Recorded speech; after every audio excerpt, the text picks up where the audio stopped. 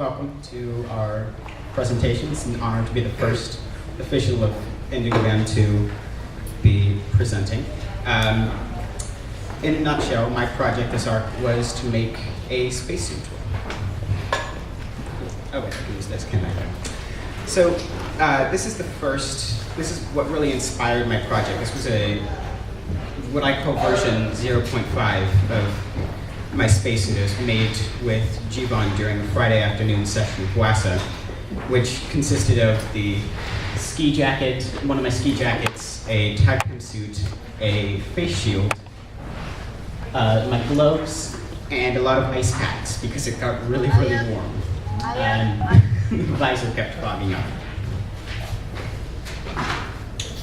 So, spacesuits can be used for transportation in space. Unfortunately, so far we've only used it for on land for exploration of the moon, but hopefully we can use this on Mars as well soon.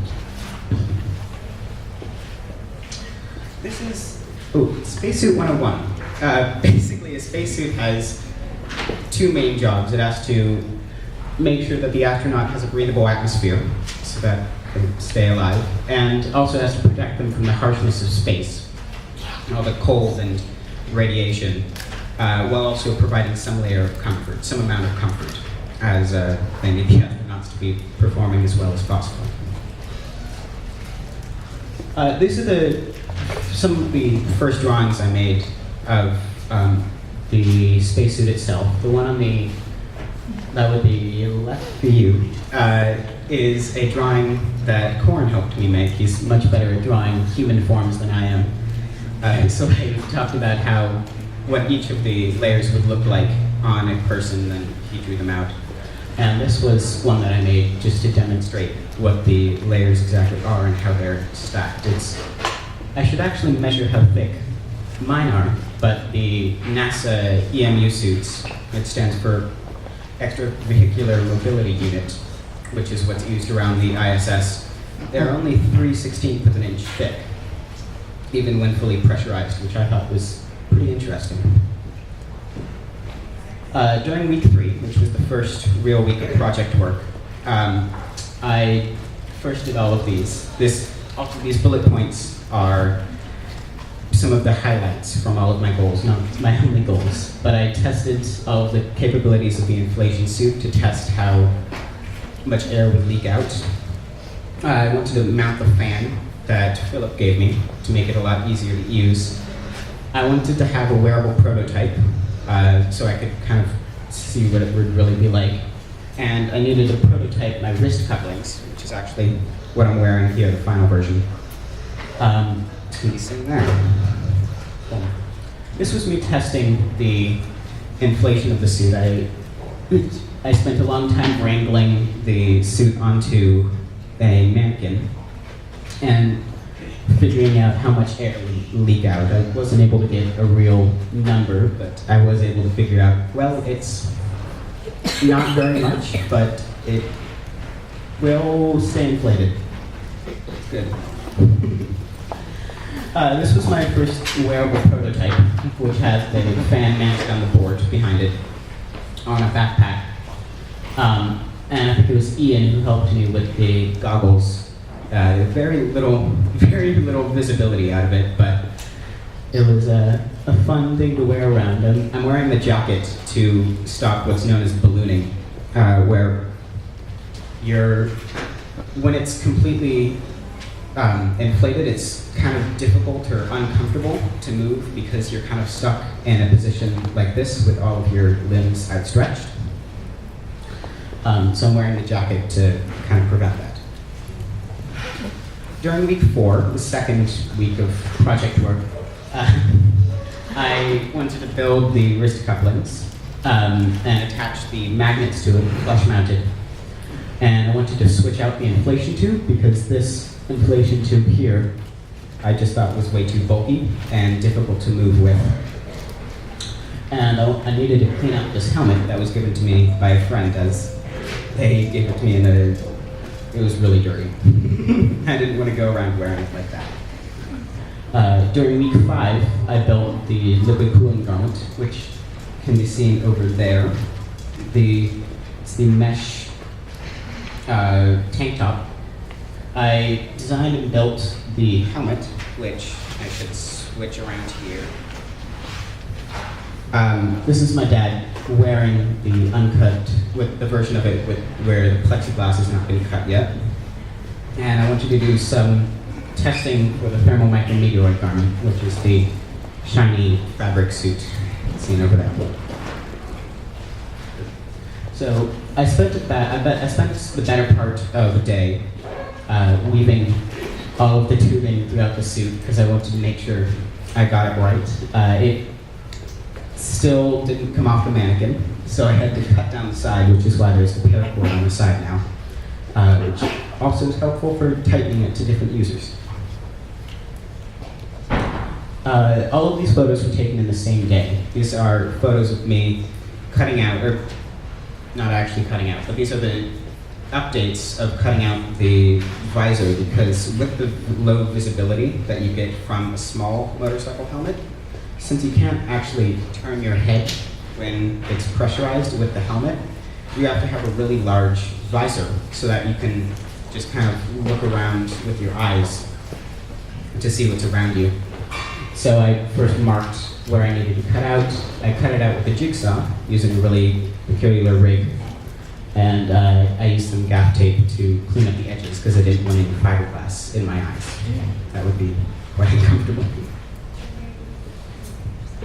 During week 6, I had this attachment of the cuff rings, which was just staples before. But I touched them up with tape, and my sister came in to help with that. I designed and built the backpack, the Pliss, which can be seen right there on the ground. I placed all of the components in, and I built little places for all of them in the backpack.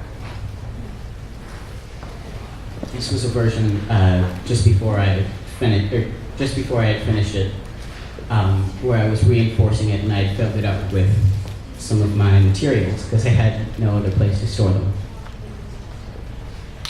And this is a side view to show the brackets that have been built, but also how the visor is actually flat, not curved, as most of actually all of the NASA helmets have been to provide better visibility. But for what I'm using it for, it's fine just to have it be curved, or flat around and angled.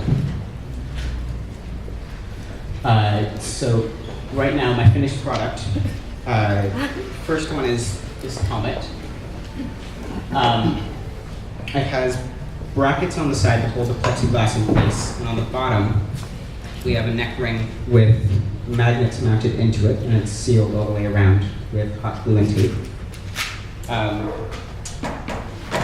Then we have my finished pressure garment, which is over there, which has the neck ring, which connects to this one using the magnets. The cuff rings, which connect to the gloves. It's made from a Tyvek suit, and it also has a little inflation tube mount port that is not pictured in here, but is on the chest area of the suit. I also have these gloves. The bottom layer gloves, which are actually just dish gloves with the rings built into them and stapled in place. I have little marks on them to line up with the marks on the rings of the pressure garment. And these gloves on the outside are Kevlar gloves from Warwick Notes, which is the company that makes the outer layer of spacesuits. It's pretty cool.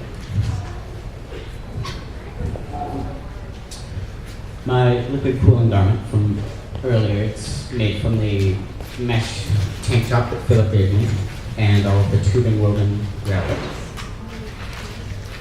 The Pliss with the Pliss stands for Portable Life Support System, which is what I think most of the Apollo astronauts had on their back to keep them alive. Mine doesn't need to quite do that, so I just have a fan that inflates the suit and then a water tank that circulates water through the liquid cooling garment. And a thermal micrometeoroid garment is a slightly modified fuel fire suit that I got off of eBay.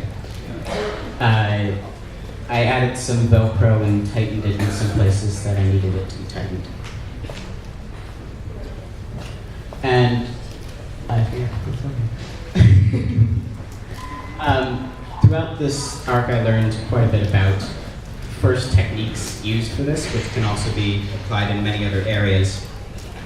I learned a lot about time management. I was kind of crunching basically the entire time while doing this project. I did a lot of research and learned better ways to organize all of my research. I did a lot of expert interviews for different people in this field, and I also learned that Gaver knows some really cool people, which can be helpful in very many areas. Thank you. Any questions?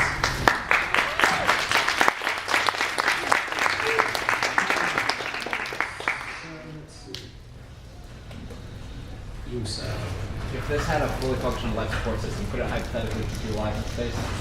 No.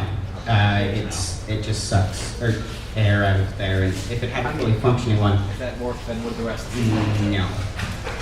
It leaks too much air. Good to know. Yes? No. I want to keep making modifications for it for a while. The question was, are you done with the spacesuit? My answer is no, I keep working on it for maybe the rest of my time at Whiteworks, adding more components to make it more accurate and work and be more functional. Am I good? Cool.